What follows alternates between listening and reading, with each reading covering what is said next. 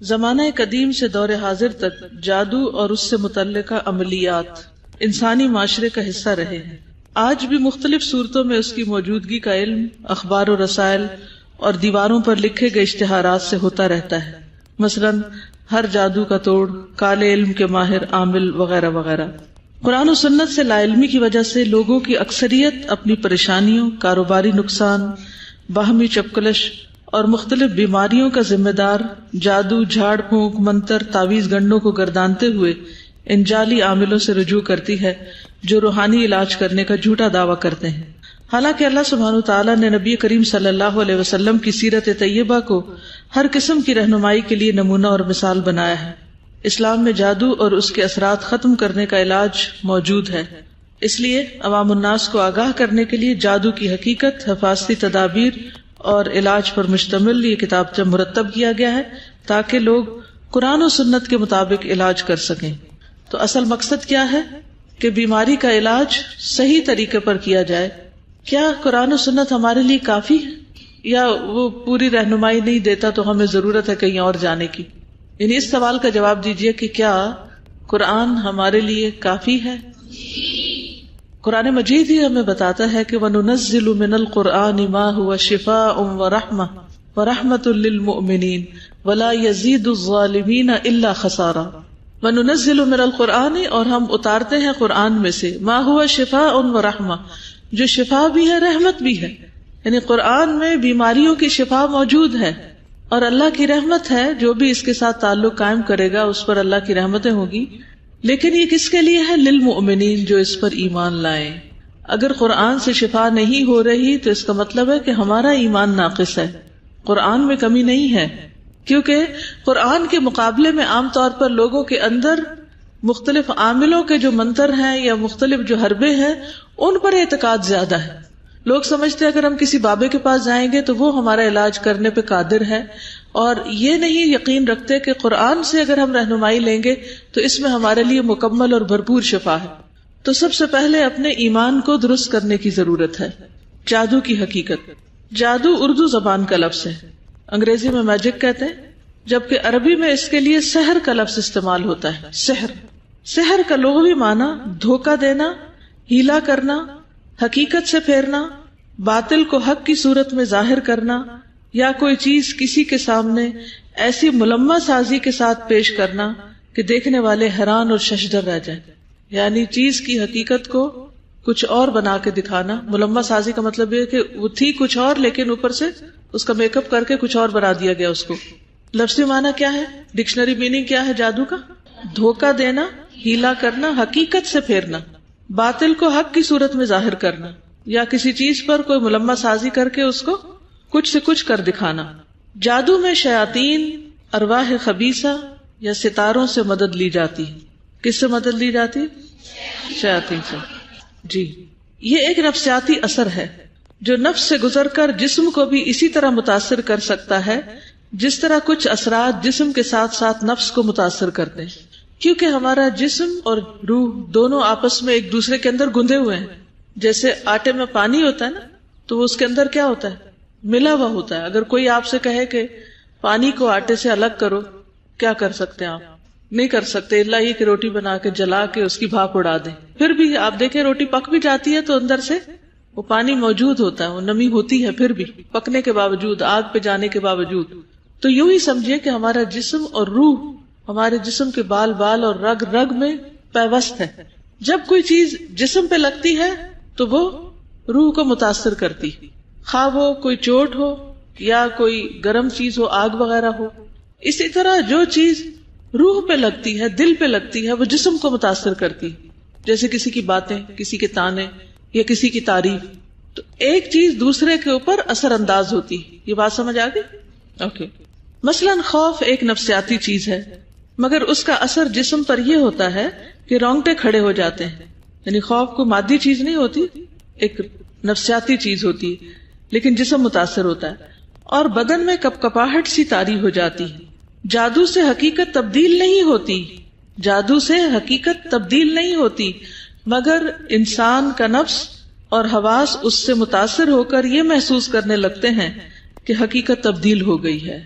یعنی جادو کسی چیز کو بدل نہیں سکتا، لیکن انسانی حواس کو وہ چیز بدلی ہوئی نظر آتی. یہاں امام زہری کے نزدیک جادو کی تعریف بتائی گئی ہے کہ ایسا عمل جو شیطان جن کی مدد سے کیا جاتا ہے. امام رازی کے نزدیک جادو کا تعلق ہر اس کام سے ہوتا ہے جس کا سبب پوشیدہ ہو اور اس میں دھوکہ دہی نمایاں.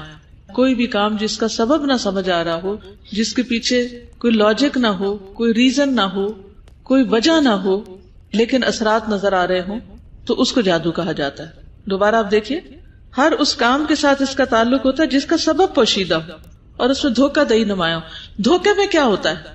چیٹنگ میں کیا ہوتا ہے؟ چیز کچھ ہوتی ہے، حقیقت کچھ ہوتی ہے، اور دکھائی کچھ اور جاتی، بتائی کچھ اور جاتی.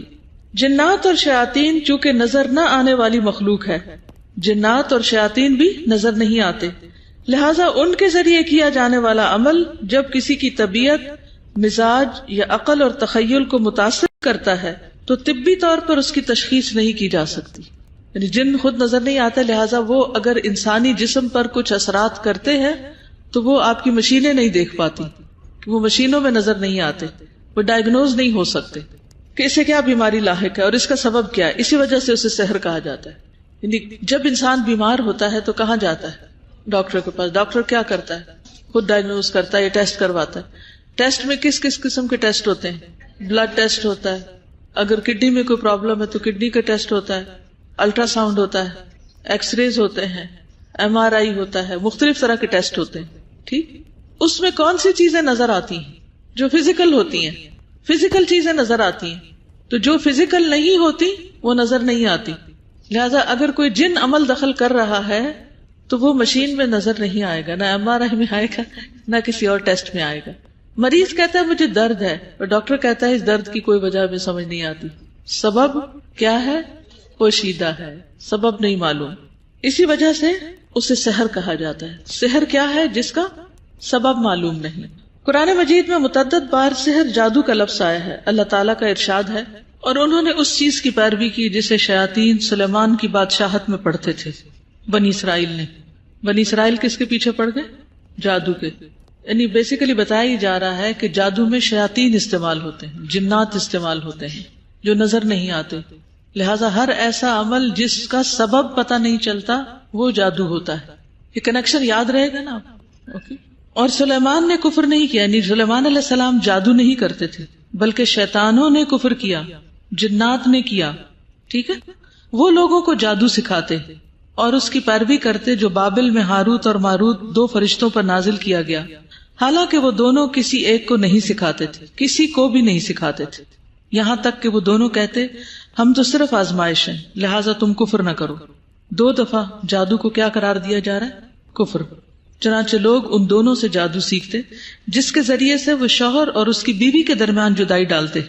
وہ اس جادو سے اللہ کے حکم کے بغیر کسی کو نقصان نہیں پہنچا سکتے تھے، اور لوگ ان سے وہ علم سیکھتے جو انہیں نقصان پہنچاتا اور انہیں نفع نہ دیتا. حالانکہ وہ جانتے تھے کہ جس نے اس جادو کو خریدا آخرت میں اس کے لیے کوئی حصہ نہیں.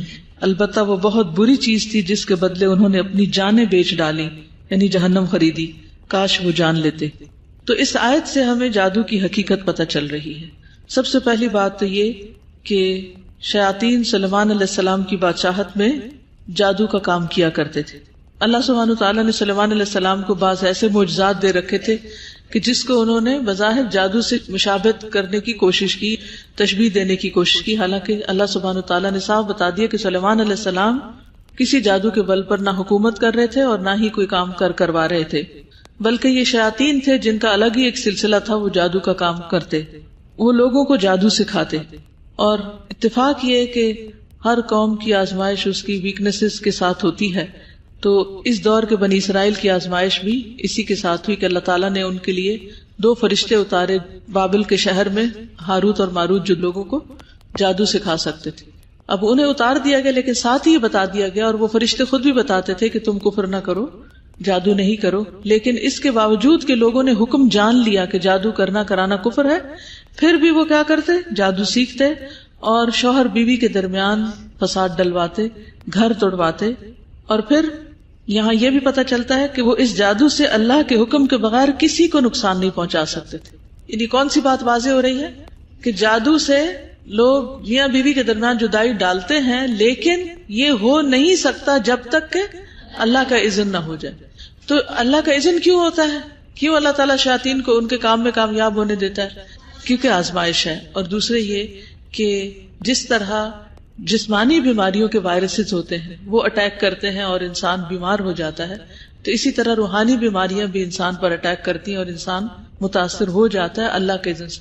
کیا اس وقت فضا میں جراثیم ہیں؟ مختلف بیماریوں کے بھی ہو سکتے ہیں، لیکن کیا وہ آپ سب کو اٹیک کر دیں گے؟ نہیں. کس کو کریں گے؟ جس کے لیے اللہ کا اذن ہوگا. تو اسی طرح شیاطین، جنات، جادو کسی پہ اثر نہیں ڈال سکتا جب تک کہ اللہ کا اذن نہ ہو. اللہ کا اذن کیوں؟ کہ اس شخص کی آزمائش ہے، یہ امتحان ہے.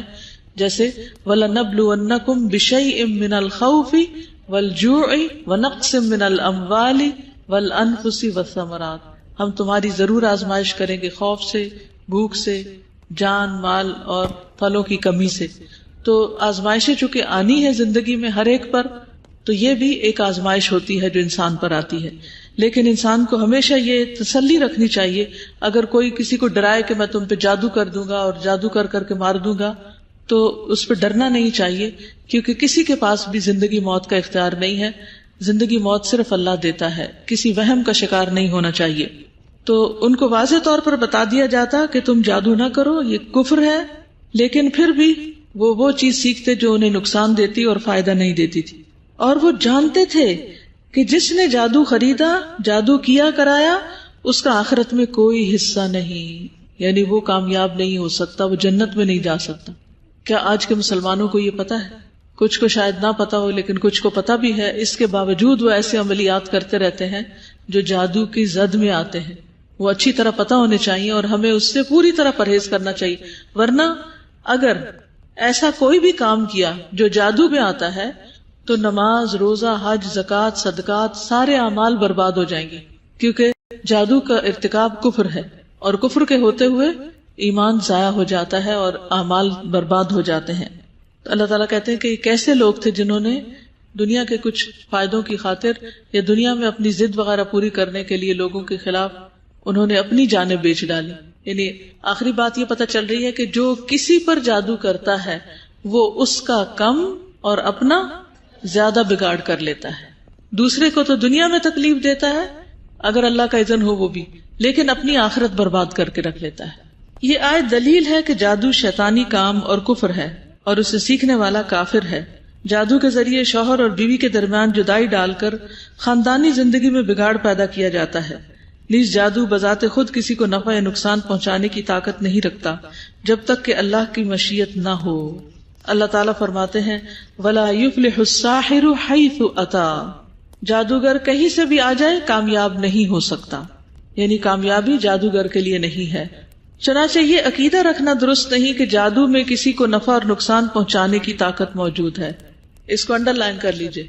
ایسے جملے لکھے ہوتے ہیں نا، جادو وہ جو سر چھڑ کر بولے. کیا مطلب ہے؟ یعنی ہوگا ہی ہوگا. یہ عقیدہ غلط ہے. چاہے کوئی پیٹ مرے، نہیں ہوگا جب تک کہ اللہ کا اذن نہیں ہوگا. تو یہ نہیں سوچنا چاہیے کہ جادو سے کسی کو نفع یا نقصان ہو سکتا ہے. جس طرح بیماریوں کے مختلف اسباب ہوتے ہیں، اسی طرح جادو بھی کسی بیماری یا تکلیف کا ایک سبب ہے، بس سبب بنتا ہے، باقی ہر چیز اللہ کے ہاتھ ہے. مثلا اگر کہیں وائرس پھیلا ہو تو سب اس سے متاثر نہیں ہوتے، وہی بیمار ہوتا ہے جس کے لیے اللہ کا حکم ہو. اسی طرح جادو بھی اللہ کے اذن کے بغیر مؤثر نہیں ہو سکتا، یعنی اثر انداز نہیں ہوتا، بلکہ اللہ تعالیٰ کی مشیت کے ساتھ ساتھ بسا اوقات جادو سے ہونے والی بیماری، تکلیف اور دیگر مصائب بلندی درجات کا بھی سبب بنتے ہیں. یعنی اگر کسی پہ جادو کر دیا کسی نے تو اس کو بیماری آ گئی تو اس سے اس کے گناہ جھڑ جائیں گے، اس کے درجات بلند ہو جائیں گے، اس لیے صبر سے کام لینا چاہیے. نیز اللہ کی یاد سے دوری اور کچھ انسانی کمزوریاں بھی جادو کے اثر انداز ہونے کی وجہ بنتی ہیں. بعضوں کا طہارت کا اہتمام نہ کرنا اور ایمانی طور پر، دینی طور پر کمزور ہونا، یہ بھی اثر انداز ہونے کا سبب بنتا ہے. جس طرح مقناطیس، میگنیٹ صرف لوہے پر اثر انداز ہوتا ہے، اسی طرح جادو یا لوگوں کے خیالات، نگاہیں، کلمات، الفاظ بعض اوقات انہی لوگوں پر اثر انداز ہوتے ہیں جن میں عقیدہ کی کمزوری، توکل کی کمی اور نفسانی خواہشات کا غلبہ ہو، جو طہارت سے لاپرواہی، نماز میں سستی اور ذکر الہی اور مسنون دعاؤں سے غفلت برتتے ہیں. تاہم کبھی نیک اور صالح لوگ اور رسول بھی جادو سے متاثر ہو جاتے ہیں، جیسے نبی صلی اللہ علیہ وسلم پر جادو کا کچھ اثر ہوا تھا۔ عمومی وجوہات کیا ہیں؟ بتائیے کیا کیا وجہ ہو سکتی ہے؟ عام لوگوں میں طہارت کی کمی اور عقیدے کی کمزوری، توکل کی کمی، نفسانی خواہشات کا غلبہ، نماز وغیرہ میں سستی، قرآن وغیرہ میں دعاؤں میں خصوصاً حفاظت کی دعائیں پڑھنے میں سستی، تو پھر شیاطین اثر انداز ہو جاتے ہیں، کیونکہ شیطان انسان کا دشمن ہے۔ شیطان انسان کا دشمن ہے، وہ اس کو ہر لحاظ سے، دینی اعتبار سے، جسمانی اعتبار سے، روحانی اعتبار سے پریشان رکھنا چاہتا ہے، تاکہ انسان کچھ کر نہ سکے اس زندگی میں، اپنی زندگی ضائع کر کے چلا جائے۔ جی ہاں، یعنی انسان کو کوئی اگر دھمکی بھی دے یا کبھی وہم بھی ہو یا شیطان خیال بھی ڈالے کہ کوئی اثر ہو گیا ہے یا کسی نے کچھ کر دیا ہے، تو ہمیشہ سوچنا چاہیے کہ جب تک اللہ کا اذن نہ ہو کچھ بھی نہیں ہو سکتا۔ السلام علیکم۔ اس میں سب سے زیادہ توحید پر جو ایمان ہے، اللہ تعالیٰ کی معرفت ہونا بے حد ضروری ہے، یعنی اللہ تعالیٰ کے بارے میں جاننا، یعنی یہ توحید کی ساری اقسام جو ہیں، اور اس پر پختہ یقین ہونا، اور پھر اس کے مطابق انسان کا جو عمل ہے وہی چیزیں انسان کو پھر اس خوف سے نجات دے سکتی ہیں، نجات دلا سکتی ہیں۔ بالکل جی ہاں، مطلب یہ ہے کہ جادو ایک تو ہے کسی کے اوپر کر دینا، اور ایک یہ ہے کہ کسی چیز کے اوپر کرنا، جیسے موسیٰ علیہ السلام کے دور میں جو رسیوں کو سانپ بنا دیا گیا تھا، تو وہ جادو موسیٰ علیہ السلام پر نہیں تھا کہ ان پہ کوئی بیماری آتی یا کچھ، یعنی صرف اس کی ظاہری حالت کو تبدیل کر دیا گیا تھا۔ ٹھیک ہے، میجک شو کا بھی دیکھا تو وہ صرف ہماری نظروں کے اوپر کچھ ہو رہا ہوتا ہے، ہمارے حواس پر وہ اثر انداز ہو رہا ہوتا ہے، چیز کی حقیقت کچھ نہیں بدلتی، چیز ویسے ہی ہوتی ہے، ہمیں کچھ اور نظر آ رہی ہوتی۔ نبی صلی اللہ علیہ وسلم پر بھی جادو کا اثر ہوا تھا، یہود نے آپ پر جادو کیا تھا اور آپ اس کی وجہ سے کچھ چیزیں بھول جاتے تھے، پھر وحی کے ذریعے فرشتے کو بھیجا گیا اور آپ کو بتایا گیا کہ جادو کہاں دفن کیا گیا ہے، آپ صلی اللہ علیہ وسلم نے اس کو نکلوایا اور آپ ٹھیک ہو گئے۔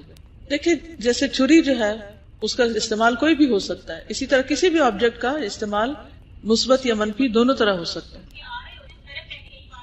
جی یہ کہتی ہے کہ نفسانی خواہشات کے غلبے کی جو بات ہے بالکل درست ہے، کیونکہ عموماً جو جادو کے اشتہارات آتے ہیں اس میں یہ لکھا ہوتا ہے کہ محبوب آپ کے قدموں میں، اور اکثر لوگ محبت میں کامیابی کے لیے ہی جادوگروں کا رخ کرتے ہیں۔ ٹھیک، جادو کیا ہے؟ جادو ایسے الفاظ اور دم کا نام ہے، یعنی پھونک مارنے کا، جن کو لکھ کر یا پڑھ کر ہوا یا گروہ میں پھونکنے سے مطلوبہ شخص کے بدن، دل، عقل یا معمولات زندگی پر منفی اثر ہوتا ہے۔ اس کو دوبارہ دیکھیے تاکہ بات سمجھ میں آ جائے کہ جادو کیسے کرتے ہیں۔ کچھ الفاظ بولتے یا لکھتے ہیں کاغذ کے اوپر جیسے تعویذ ہوتا ہے، اور پھونکے مارتے ہیں گروہ میں، دھاگا لے کے اس کے اوپر پڑھ کے گرہ لگاتے جاتے ہیں، اور عام طور پر مریض کا نام، اس کے والدین کا نام، خاص طور پر ماں کا نام جو ہے وہ ساتھ پڑا جاتا ہے، اور پھر یا گروہ میں پھونک مارتے ہیں یا ہوا میں پھونک مار دیتے ہیں، امیجن کر کے اس شخص کو جس پر جادو کیا جا رہا ہوتا ہے۔ ٹھیک ہے، یا الفاظ لکھتے ہیں یا پڑھتے ہیں، یا دھاگے پہ پھونک مارتے ہیں یا ہوا میں پھونک مارتے ہیں، یعنی اس طریقے پر جادو کرتے ہیں، اور جس کا نام وہ لیتے ہیں کہ یہ اثر اس پہ ہو، تو اس شخص کے دل دماغ پر اس کے اثرات اگر اللہ کا اذن ہو تو مرتب ہو جاتے ہیں۔ اب آپ کہیں گے کہ الفاظ کا اثر ہو جاتا ہے، الفاظ جب سامنے بولے جاتے ہیں کیا ان کا اثر ہوتا ہے کوئی؟ اگر آپ کے سامنے کوئی اچھے لفظ بولے تو کیا ہوتا ہے؟ آپ کا دل خوش ہوتا ہے، اور اگر کوئی تنقیدی باتیں کرے، آپ کو کرٹیسائز کرے تو اثر ہوتا ہے کوئی؟ کتنی دیر تک؟ الفاظ کا اثر کب تک ہوتا ہے؟ بعض اوقات ساری زندگی ہوتا ہے۔ تو یہ جادو تو نہیں، لیکن یہ الفاظ کا اثر ہے۔ تو جادو بھی الفاظ ہوتے ہیں، کچھ لفظ بولے جاتے ہیں، اور جس شخص کے لیے وہ کیا جاتا ہے اس کی یا تو تصویر سامنے رکھ کے بھی جادو کرتے ہیں، پتہ؟ تو اس لیے یہ جو ایک فتنہ تصویر ہے، فیس بک پر ہر کوئی اپنی شادی کی اور اگلی پچھلی تصویریں دے دیتے ہیں، اور ہر ایک کو الاؤ کر دیتے ہیں کہ اپنے موبائل کے ساتھ آ کے دلہن کی تصویریں کھینچے۔ یہ انتہائی غلط ہے۔ اس کا نقصان کیا ہوتا ہے کہ اگر کوئی کسی حسد یا دشمنی کی وجہ سے کسی کے پیچھے پڑ جائے تو پھر جادو وغیرہ میں بھی یہ چیزیں استعمال ہو سکتی ہیں۔ کوشنری میجر ہے کہ ہم لوگوں کو نہیں اس طرح کرنا چاہیے، جی، خاص طور پہ جو شادی کیا۔ ہاؤ ڈو وی نو؟ کیونکہ ایک دفعہ میرے ساتھ اس طرح ہوا تھا کہ مطلب الاؤ نہیں کیا تھا میں نے اپنی کزن کی شادی پہ فوٹو لینے کے لیے، تو وہ یہ کہہ رہے تھے کہ جو بھی ہوتا ہے اللہ کے اذن سے ہوتا ہے، اس طرح آپ کیوں کسی کو روک؟ کیا اللہ نے اذن دے رکھا ہے ہمیں ہم جس کو چاہیں اپنی تصویریں دیتے رہیں؟ اس کو مجھے بتائیے آپ کہ جب آپ سب سے زیادہ حسین ترین بنے بیٹھے ہوں، اس وقت آپ کو سارے مرد دیکھیں اور اگر کوئی نہیں دیکھ سکا تو آپ ان کو تصویریں اتارنے کی اجازت دے دیں اور پھر وہ گھر جا کر جس کو چاہیں دکھائیں. جب ایک دفعہ آپ کی تصویر چلی گئی تو پھر کیا وہ آپ کے کنٹرول میں رہی؟ وہ تو کسی کے پاس بھی جا سکتی, اور وہ کب تک رہے گی اللہ عالم. آپ مر بھی جائیں تو وہ آپ کے پیچھے وہ سارا کچھ دیکھتے رہیں. تو بہرحال جادو کس کا نام ہے؟ الفاظ اور دم کا نام جن کو لکھ کر یا پڑھ کر ہوا یا گروہ میں پھونکنے سے مطلوبہ شخص کے بدن، دل، عقل یا معمولات زندگی پر منفی اثر ہوتا ہے. اس کے برعکس پاکیزہ کلمات بھی اپنی تاثیر رکھتے ہیں جن کے اثرات بدن، دل، عقل اور زندگی پر محسوس کیے جا سکتے ہیں، جیسے قرآن کی آیات، احادیث رسول صلی اللہ علیہ وسلم یا کسی شخص کا عمدہ انداز بیان. جسے حدیث میں آتا ہے نا کہ ان من البیان لسحر، بخاری کی حدیث ہے کہ بعض بیان جو ہوتے ہیں، بعض کلام جو ہوتے ہیں وہ جادو اثر رکھتے ہیں، یعنی وہ بھی دلوں پر اثر انداز ہو جاتے ہیں. جیسے کچھ شعر ہوتے ہیں، یعنی پوئٹری جو ہوتی انسان کو بیٹھے بیٹھے رلا دیتی ہے. آپ رونے والے نہیں ہوتے لیکن آپ سنتے ہیں تو ایک دم رو پڑتے ہیں. تو اس نے کیا کیا؟ تھے تو الفاظ ہی نا، ان الفاظ نے آپ کے دل کو چھو لیا اور آپ اسی وقت اپنے بس سے باہر ہو گئے. بعض لوگ تو اتنا روتے ہیں کہ انہیں سنبھالنا مشکل ہو جاتا ہے. سیدنا ابن عمر رضی اللہ عنہما کہتے ہیں کہ مشرق کی طرف سے دو مرد آئے، دونوں نے لوگوں کو ایک فصیح و بلیغ خطبہ سنایا. لوگ ان کے بیان سے متاثر ہوئے تو رسول اللہ صلی اللہ علیہ وسلم نے فرمایا، یقیناً بعض بیان جادو جیسا اثر رکھتے ہیں. جس طرح نیکیاں برائیوں کو دور کرنے کی قدرت رکھتی ہیں، حق باطل کو مٹانے کی قوت رکھتا ہے، بالکل اسی طرح پاکیزہ کلمات بھی شرکیہ کلمات کو زائل کرنے کی صلاحیت رکھتے ہیں. یعنی ایسی باتوں سے ڈرنا نہیں چاہیے. اس کے جواب میں اعوذ باللہ یا مسنون اذکار جو اس کتاب کے آخر میں دیے ہوئے ہیں ان کو پڑھ لینا چاہیے. تو ان الحسنات یذہبن السیئات. جادو کی اصلیت. جادو جادوگر اور شیطان کے درمیان ہونے والے ایک معاہدے کا نام ہے. یعنی یہ ایک طرح سے انسان اور شیطان کے درمیان ایک معاہدہ ہوتا ہے، کانٹریکٹ ہوتا ہے. جادوگر اور شیاطین کا باہمی تعلق اس روایت سے واضح ہوتا ہے، یعنی حدیث سے یہ بات پتہ چلتی. یعنی کوئی یہ کہہ سکتا ہے آپ کو کیسے پتا؟ تو حدیث سے یہ بات پتہ چلتی کہ کس طرح شیاطین اثر انداز ہوتے ہیں. سیدنا ابو ہریرہ رضی اللہ عنہ سے روایت ہے کہ بے شک اللہ کے نبی صلی اللہ علیہ وسلم نے فرمایا، جب اللہ سبحانہ وتعالی آسمان پر کسی بات کا فیصلہ کرتے ہیں، جب اللہ تعالیٰ آسمان پر کسی بات کا فیصلہ کرتے ہیں تو فرشتے اللہ کے فیصلے کو سن کر جھکتے ہوئے عاجزی سے اپنے بازو پھڑپڑاتے ہیں. ٹھیک ہے، ہلتے ہیں، کانپتے ہیں. پھر وہ آپس میں پوچھتے ہیں کہ تمہارے رب نے کیا فرمایا؟ وہ کہتے ہیں حق بات کا حکم فرمایا، یعنی جو بھی فرمایا حق فرمایا، سچ کہا، اور وہ بلند و برتر ہے. پھر ان کی یہی گفتگو چوری چھپے سننے والے شیاطین سن لیتے ہیں. سورۃ جن میں بھی آتا نا انا کنا نقعد مقاعد للسمع، کہ ہم چھپ کے سننے کی جگہوں پہ جا بیٹھتے تھے اور فرشتوں کو جو حکم ملتا تھا وہ ہم بھی سن لیتے تھے.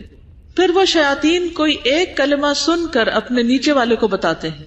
یعنی چوری سے بات سن لی کہ اللہ کا حکم، مثلاً یہ کہ فلاں کو مار دو یا بارش برساؤ فلاں علاقے میں، یا اور جو بھی کوئی حکم ہے مثال کے طور پر، تو وہ انہوں نے سن لیا. اب سن کے شیطان نے کیا کیا؟ اگلے شیطان کو بتا دیا. اس طرح وہ کلمہ ساحر یا کاہن تک پہنچ گیا. کبھی تو ایسا ہوتا ہے کہ اس سے پہلے کہ وہ کلمہ اپنے سے نیچے والے کو بتائیں، آگ کا گولا انہیں آ دبوچتا ہے، یعنی مار دیا جاتے ہیں. اور کبھی ایسا ہوتا ہے کہ جب وہ بتا لیتے ہیں تو آگ کا انگارہ ان پر پڑتا ہے. اس کے بعد کاہن اس میں 100 جھوٹ ملا کر لوگوں سے بیان کرتا ہے. پھر یہ بات کہی جاتی ہے کہ دیکھا اس کاہن نے فلاں دن یہ بات نہیں کی تھی. اسی ایک کلمے کی وجہ سے جسے آسمان پر شیاطین نے سنا تھا، لوگ کاہنوں اور ساحروں کی بات کو سچا جاننے لگتے ہیں. ایک بات آپ دیکھیے، جتنے بھی نجومی ہیں، جو بھی سود سیرز ہیں، یا جو مستقبل کی پیشن گوئیاں کرتے ہیں، بعض اوقات وہ 100 جھوٹی باتیں کرتے ہیں مگر ایک بات اس میں صحیح نکل آتی ہے تو لوگوں کا اعتقاد کیا ہو جاتا ہے؟ ان کو سب پتا ہے. وہ 99 جھوٹی باتوں کو کنسیڈر ہی نہیں کرتے. کیا کرتے ہیں؟ اس ایک بات کو لے لیتے ہیں. بڑے بڑے جو پیشن گوئیاں کرتے رہتے ہیں، ان کی کوئی ایک آدھ بات سچی ہو جاتی ہے تو پھر لوگ ان کی ہر بات کو ایسے سنتے ہیں جیسے قرآن کی آیت سنی جاتی یا اس سے بھی زیادہ. تو کیا ہوتا ہے؟ کون بتائے گا کہ کاہنوں کے پاس کس طرح غیب کی خبریں پہنچتی ہیں؟ میں جاننا چاہتی ہوں آپ کو کیا سمجھ آئی. اللہ تعالیٰ فرشتوں کو حکم دیتے ہیں، نے سن لیا، یعنی اس کے اوپر عمل کرنے کے لیے وہ عاجزی سے جھکتے ہیں. تو وہ جب دوسرے فرشتے ان سے پوچھتے ہیں کہ تمہارے رب نے کیا حکم دیا، تو وہ کہتے ہیں کہ جو بھی کہا حق کہا. تو ان میں سے کوئی بات اگر جو شیاطین وہاں بیٹھے ہوتے ہیں چوری سے چپ کے سن رہے ہوتے ہیں تو وہ دوسرے کو بتاتے ہیں. وہ چپ کے ایک بات کوئی سن لیتے ہیں تو وہ آگے. جی. تو سم ٹائم یہ ہوتا ہے کہ کوئی شوٹنگ سٹار آتا ہے اور ان کو مار دیا جاتا ہے, اور سم ٹائم یہ ہوتا ہے کہ وہ بات بتا دیتے ہیں, بات آگے نکل چکی ہوتی پھر مارا جاتا ہے. جی. تو وہ وہی بات جب کہائن اور ساحروں کے پاس پہنچتی ہے تو اس کے ساتھ 100 جھوٹ ملا کے آگے لوگوں کو بتاتے ہیں, اور پھر لوگ ان کی باتوں کو سچ سمجھتے ہیں. اس ایک بات کی وجہ سے جو سچ نکل آتی ہے سارے جھوٹ کو مان لیتے ہیں. جادوگر حرام کاموں کا ارتکاب کر کے بدلے میں شیاطین سے مدد لیتے ہیں. یہ بڑا اہم حصہ ہے. جادوگر حرام کام کر کے, شرکیہ کام کر کے شیاطین سے مدد لیتے ہیں. شیاطین جادوگر کے باطل مطالبات کو پورا کرنے اور اس کے مقاصد کے حصول کے لیے ہر وقت حاضر رہتے ہیں. یعنی ساحر, کاہن اور شیطان میں جو کانٹریکٹ ہوتا ہے وہ کیا ہوتا ہے؟ شیطان حکم دیتا ہے جادوگر کو کہ کوئی حرام کام کرو, اور وہ بعض اوقات بہت ہی گندے قسم کے حرام کام ہوتے ہیں. یعنی شرک اور زنا سے لے کر چوری اور قتل تک کے حکم دیتے ہیں, کیونکہ شیطان کیا چاہتا ہے کہ انسان کوئی بھی غلط کام کرے اور برباد ہو. تو کہتے ہیں ہم اس وقت تک تمہاری مدد نہیں کریں گے جب تک کہ تم فلاں غلط کام نہ کرو. مثلا قرآن کے ورقوں کی بے حرمتی کرو, یا پیریڈز کے خون کے ساتھ الٹا قرآن لکھو, یا اسی قسم کے انتہائی غلیظ قسم کے اور حرام قسم کے کام کرواتے ہیں. پھر اس کے بعد وہ ان کے ہاتھ آتے ہیں اور ان کی مدد کرتے ہیں. پھر وہ ان کا مقصد پورا کرنے کے لیے ہر وقت ان کے غلام بن جاتے ہیں, حاضر رہتے ہیں. یہ کہتے ہیں نا جن مسخر کیا ہوا. حضرت سلیمان علیہ السلام نے تو اللہ کے حکم سے مسخر کیا ہوا تھا, لیکن عام طور پر یہ عامل بابے وغیرہ جو جن مسخر کرتے ہیں وہ بعض اوقات ان کی غلط باتیں مان کر ان کو مسخر کر پاتے ہیں اور ان سے پھر کام لیتے ہیں. تو اس لیے ایسے لوگوں کے پاس بھی نہیں جانا چاہیے جو جنات کے ذریعے پھر آگے کام لے رہے ہوتے ہیں, کیونکہ ہمیں نہیں معلوم کہ انہوں نے کون سے غلط کام کر کے جنات کو اپنا ہم نوا بنایا. جادو شرک کی ایک قسم ہے, کیونکہ اس میں لوگوں کو گمراہ کرنے کے لیے جنات کی عبادت بھی کی جاتی ہے اور ان سے مدد لی جاتی ہے. جادوگر اللہ تعالیٰ کے بجائے جنات کی عبادت کرتا ہے اور ان کے وسیلے سے ایسے کام کرتا ہے جو لوگوں کے لیے ضرر رساں ہوتے ہیں, یعنی نقصان دہ ہوتے ہیں. جادوگر کس کی عبادت کرتا ہے؟ جنات کی. وہ اس سے سجدہ کرواتے ہیں یا کھلم کھلا شرکیہ کام کرواتے ہیں. ٹھیک. بسا اوقات جادوگر لوگوں کے خیالات پر اس قدر حاوی ہو جاتا ہے کہ لوگ چیزوں کو ایسی شکل میں دیکھتے ہیں جو ان کی اصلی صورت نہیں ہوتی. جیسے فرعون کے جادوگروں کے بارے میں اللہ تعالیٰ کا ارشاد ہے, یخیل الیہ من سحرہم انہا تسعی. موسیٰ علیہ السلام کو ان کے جادو سے خیال دلایا جا رہا تھا جیسے کہ وہ دوڑتے ہوئے سانپ ہیں. یعنی موسیٰ علیہ السلام پر بھی اس کا اثر ہو گیا تھا, وہ انہیں رسیوں کو سانپ سمجھ بیٹھے تھے, تو وہ ان کے خیال پر اثر انداز ہوئے تھے جادوگر. سمجھ آئے؟ یعنی بعض اوقات ایک چیز ہے, یعنی یہ کتاب ہے, لیکن یہ سونے کی اینٹ نظر آ رہی ہو مثلا, تو وہ سونا نہیں ہوتا. کیا ہوتا ہے؟ ذہنی خلل ہوتا ہے یا خیالات میں اثر اندازی ہوتی ہے, اور پھر اس کی بنا پر وہ چیز کی حقیقت کچھ سے کچھ نظر آتی.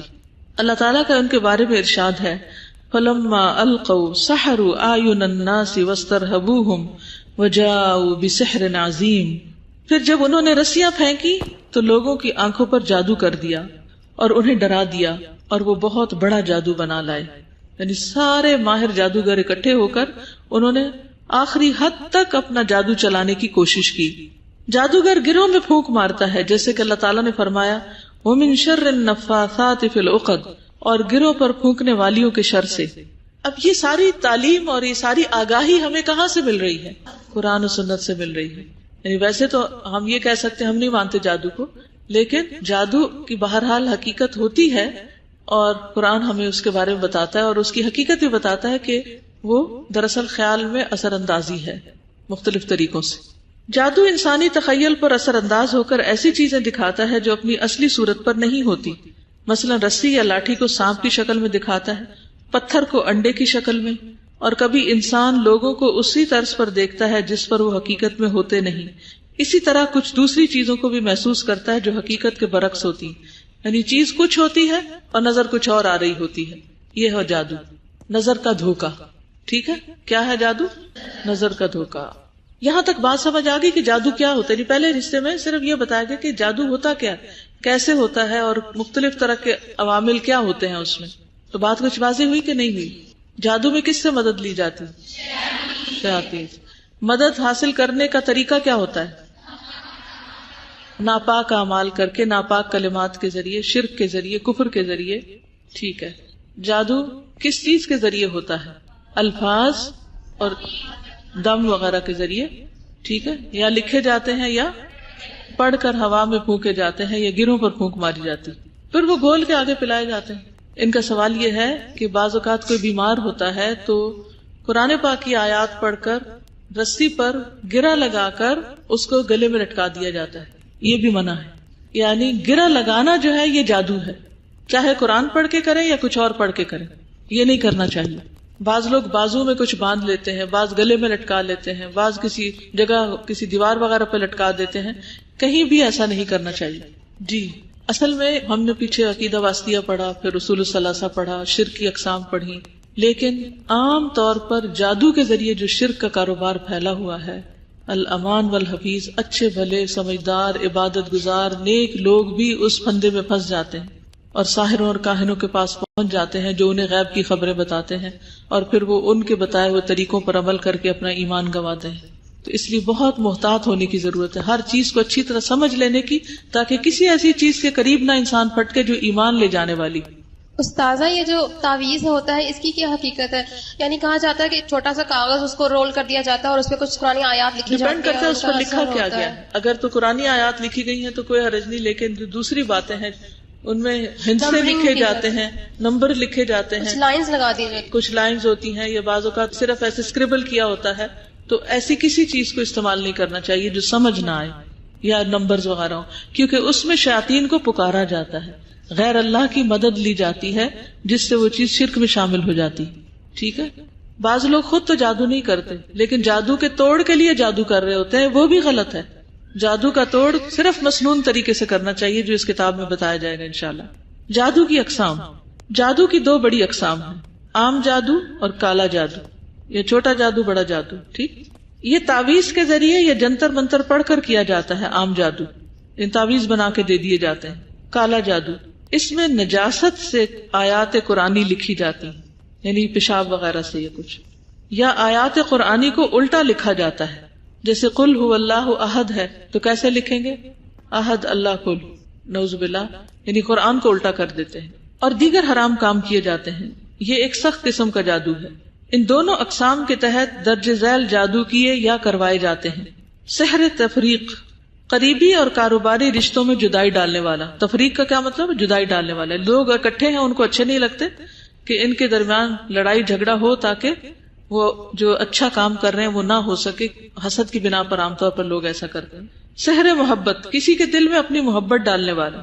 سحر تخیل، وہم میں ڈالنے والا. سحر جنون، دماغ کو مفلوج کرنے والا. سحر خمول، کاہلی اور سستی میں مبتلا کرنے والا، یعنی کوئی کام نہ ہو سکے، لیزی کر دے بس. سحر حواتف، چیخ و پکار میں مبتلا کرنے والا. آپ نے دیکھا ہوگا کہ کچھ لوگ اچھے بھلے ہوتے ہیں اور اچانک وہ چیخنا چلانا شروع کر دیتے ہیں، وہ آؤٹ آف کنٹرول ہو جاتے ہیں. سحر امراض، مختلف بیماریوں مثلا مرگی میں مبتلا کرنے والا. سحر استحاضہ، استحاضہ کی بیماری میں مبتلا کرنے والا، وہ خواتین جن کو سارا مہینہ پیریڈز ہوتے رہتے ہیں، اسپاٹنگ ہوتی رہتی ہے. اس میں نبی صلی اللہ علیہ وسلم کی واضح حدیث ہے جس سے پتہ چلتا ہے کہ یہ شیطان کا عمل ہے. جادو کی وجوہات، وہ مذموم وجوہات جن کی بنا پر عموماً جادو کیا یا کروایا جاتا ہے. نمبر 1، دشمنی یا حسد، کسی کو ذہنی اور جسمانی بیماریوں میں مبتلا کرنا، رشتوں میں رکاوٹ یا بندش ڈالنا، اولاد کی بندش کرنا، کاروبار میں بندش کرنا، مشترکہ کاروبار کے حصے داروں میں پھوٹ ڈلوانا، کسی کی تعلیم اور ترقی میں رکاوٹ ڈالنا. نمبر 2، انسانی تعلقات میں خرابی، خاوند بیوی میں تفریق کرانا یعنی طلاق ہو جائے، والدین اور اولاد میں ناچاکی کروانا، پڑوسیوں میں فساد ڈلوانا، دوستوں میں جدائی ڈلوانا، بھائیوں کے مابین نفرت کرانا. یعنی یہ مقاصد ہوتے ہیں عام طور پر جادو، سارے ہی مذموم مقاصد ہیں. جادو کے بغیر بھی یہ سب کچھ ہو رہا ہے اور وہ شیطانوں کی پیروی ہے. یعنی شیطان ان چیزوں کا حکم دیتا ہے اور انسان اللہ کی بات ماننے کی بجائے شیطان کی پیروی کرنے لگتا ہے. سیدنا ابو ہریرہ سے روایت ہے کہ رسول اللہ صلی اللہ علیہ وسلم نے فرمایا، اجتنبوا الموبقات الشرک باللہ والسحر، ہلاک کرنے والی چیزوں سے بچو، اللہ کے ساتھ شرک کرنا اور جادو کرنا، یعنی شرک کے ساتھ اس کو ملایا گیا ہے. جادو کی چند علامات، یعنی جس پہ جادو ہوتا ہے اس کے اوپر یہ نظر آتا ہے. نمبر 1، بغیر اسباب کے مزاج میں بتدریج تبدیلی، آہستہ آہستہ مزاج بدل جانا، موڈ بدلنا. سستی، گھبراہٹ، خاموشی اور تنہائی کی عادت. ذہنی انتشار کی کیفیت جو بتدریج بڑھتی جائے، یعنی مینٹل ڈس اورینٹیشن. بے چینی کی کیفیت لیکن جگہ بدلتے ہی افاقہ ہونا، یعنی انسان بے چین ہو، لیکن اگر وہ اس جگہ سے ہٹ جائے، کسی اور گھر میں چلا جائے، کسی اور مجلس میں، تو وہاں وہ بے چینی ختم ہو جائے. مزاج میں حد سے زیادہ چڑچڑا پن آ جانا، کسی کام میں دل نہ لگنا، نماز روزہ اور دیگر عبادات سے دل اکتا جانا یعنی عبادت چھوڑ دینا، جسم کے کسی حصے میں بلا وجہ درد ہونا، بغیر کسی بیماری اور ظاہری علامات کے سر چکرانا، بعض اوقات دورے کی کیفیت کے دوران گردن کا ٹیڑھا ہونا یعنی فٹس پڑنے لگتے ہیں بعض لوگوں کو، ڈراؤنے خواب آنا، اور بیداری میں بھی چیخ و پکار کی آوازیں سنائی دینا، یعنی بیٹھے بیٹھے کچھ آوازیں سننا جو اور لوگوں کو جو پاس بیٹھے ان کو نہیں سنائی دیتی، صرف بیمار کو سنائی دیتی. گھر والوں، دوست احباب اور رشتہ داروں سے معاملات بلا سبب خراب ہونا.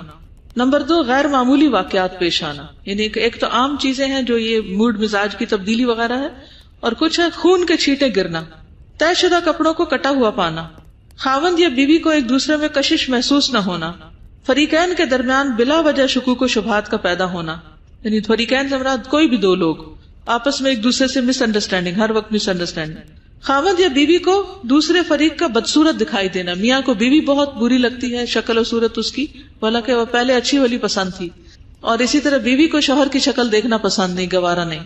شادی شدہ کو اپنے رفیق حیات کے پاس جانے سے بے رغبتی ہونا، یعنی کسی قسم کی بیوی سے سیکشل ڈیزائر نہ ہونا، یہ علامات ہوتی ہیں عام طور پر جادو کی. اب جادو سے بچاؤ کی احتیاطی تدابیر، یعنی بیماری ہونے سے پہلے ہی جن پہ جادو نہیں ہوا وہ اچھے بھلے صحت مند ٹھیک ٹھاک ہیں، وہ کیا کریں. جس طرح جسمانی بیماریوں سے بچاؤ کے لیے احتیاطی تدابیر اختیار کی جاتی ہیں، اسی طرح جادو سے بچاؤ کے لیے بھی احتیاطی اور حفاظتی تدابیر اختیار کرنی چاہیے. حفاظتی تدابیر جادو اور دیگر شرور سے بچنے کا ذریعہ ہیں، اور جادو واقع ہونے کے بعد اس کا علاج بھی ہے. لہٰذا اللہ تعالیٰ پر بھروسہ کرتے ہوئے درج ذیل تدابیر پر عمل کریں اور دعا بھی کریں کہ اللہ تعالیٰ اس تکلیف اور پریشانی سے نجات عطا فرمائے. آمین. نمبر 1، طہارت اور وضو کا اہتمام، پاک صاف رہنا. کچھ لوگ نہ نہاتے ہیں نہ اپنے جسم کے بال صاف کرتے ہیں، اور اگر وہ کسی کمرے میں آ جائیں تو پورا کمرہ اسمیل سے بھر جاتا ہے. تو ایسی چیزیں اس ضمن میں آتی ہیں کہ آپ بیل مجھے مار، کیونکہ شیاطین خود گندے ہوتے ہیں، انہیں گندگی پسند ہوتی ہے، وہ ان لوگوں کے عاشق ہوتے ہیں جو گندے رہتے ہیں. تو اگر آپ گندے رہتے ہیں، نہ پسینے کو صاف کرتے ہیں اپنے اور نہ ہی اپنے جسم کو صاف کرتے ہیں، تو پھر آپ دعوت دے رہے ہیں شیطانوں کو کہ آ کے آپ کے اوپر حملہ آور ہوں. یعنی حد درجے کی جسمانی صفائی ستھرائی کا لحاظ رکھنا نہایت ضروری ہے. جادو کے اثر سے بچنے کے لیے ضروری ہے کہ انسان اپنے آپ کو پاک اور صاف رکھے. نبی کریم صلی اللہ علیہ وسلم نے فرمایا، شیطان تم میں سے ہر ایک آدمی کی گردن پر جب وہ سو جاتا ہے 3 گریں لگا دیتا ہے، ٹکن کر دیتا ہے. ہر ایک گرہ پر پھونک مارتا ہے کہ ابھی رات بہت لمبی ہے. جب کوئی بیدار ہوتا ہے اور اللہ کا ذکر کرتا ہے تو ایک گرہ کھل جاتی ہے. جب وضو کرتا ہے تو اس پر سے دوسری گرہ بھی کھل جاتی ہے. جب وہ نماز پڑھ لیتا ہے تو ساری گرہیں کھل جاتی ہیں. پھر وہ صبح حشاش بشاش اور خوش مزاج اٹھتا ہے، ورنہ اس کی صبح نفس کی خباثت اور سستی کے ساتھ ہوتی ہے. یعنی صبح سویرے سے ہی طہارت اور پاکیزگی کا اہتمام کرنا چاہیے.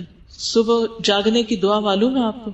اب دیکھیں، اب تو اتنی آسانی ہو گئی ہے کہ موبائل میں وہ جو سونے جاگنے کے آداب ہیں ایپ، وہ اگر ہو تو اگر زبانی نہیں بھی آ تو آپ موبائل تو سب سے پہلے ہی اٹھاتے ہیں نا اٹھ کے صبح، تو وہ ایپ نکال لیا کریں اور دیکھ کے دعائیں پڑھ لیں، اور رات کو سوتے وقت بھی پڑھ کے سوئیں. کیا کرنا؟ اٹھتے وقت دعا پڑھنا، وضو کرنا اور نماز پڑھنا. اگر گرمیوں میں جیسے راتیں چھوٹی ہوتی ہیں اور اگر آپ کو دوبارہ سونے کی ضرورت پڑے تو دوبارہ اٹھ کر بھی پھر یہی ترتیب دہرائیں، دعا پڑھیں، وضو کریں اور اشراق یا چاش جو بھی ہے اس کو ادا کر لیں، تو آپ پھر فریش ہو جائیں گے. نمبر 2، عبادات کی پابندی. فرض عبادات پابندی کے ساتھ ادا کرنے سے انسان شیطان سے محفوظ ہو جاتا ہے، جبکہ فرائض میں سستی برتنے کی وجہ سے شیطان اس پر غالب آ جاتا ہے. سیدنا جندب بن عبداللہ کہتے ہیں کہ رسول اللہ صلی اللہ علیہ وسلم نے فرمایا، جس نے صبح فجر کی نماز ادا کی تو وہ اللہ تعالیٰ کے ذمے میں ہے، اللہ اس کی حفاظت کرے گا، اور جو صبح کی نماز قضا کر دے پھر وہ اللہ کے ذمے سے نکل گیا، پھر وہ بغیر حفاظت کے پڑی ہوئی چیز ہے، جو چاہے اس پر حملہ آور ہو جائے. سئل النبی صلی اللہ علیہ وسلم ای الاعمال احب الی اللہ قال ادومها وان قل. سیدہ عائشہ فرماتی ہیں کہ نبی صلی اللہ علیہ وسلم سے پوچھا گیا، کون سے اعمال اللہ کے نزدیک سب سے زیادہ پسندیدہ ہیں؟ فرمایا، جن پر ہمیشگی کی جائے خواہ وہ کم ہی کیوں نہ ہو. اب یہ 3 کام کو مشکل ہے صبح اٹھ کر. اگر آپ کو پیریڈز ہے، نماز نہیں پڑھنا، تو بھی آپ اٹھ کے اچھی طرح وضو کر لیجئے. وضو کرنا نہیں منع، نماز پڑھنا منع ہے. اور صبح شام کے اذکار، حفاظت کی دعائیں، قرآن کا جو حصہ زبانی یاد ہے اس کو پڑھ لیجیے تاکہ آپ کی صبح چستی میں ہو، سستی میں نہیں۔ نمبر 3، کثرت سے اللہ کا ذکر کرنا۔ اللہ کا ذکر بکثرت کرنے سے شیطان کے حملوں سے محفوظ رہا جا سکتا ہے۔ سیدنا حارث اشعری بیان کرتے ہیں کہ رسول اللہ صلی اللہ علیہ وسلم نے فرمایا کہ یحییٰ ابن زکریا نے بنی اسرائیل سے کہا، میں تمہیں اللہ کا ذکر کرنے کا حکم دیتا ہوں۔ اس کی مثال اس آدمی جیسی ہے جس کے پیچھے دشمن تیزی سے نکل پڑے ہوں، دشمن بھاگ رہے ہوں، یہاں تک کہ وہ ایک مضبوط قلعے میں آ جائے اور اپنے آپ کو ان سے بچا لے۔ اسی طرح کوئی بندہ اللہ کے ذکر کے علاوہ شیطان سے خود کو نہیں بچا سکتا۔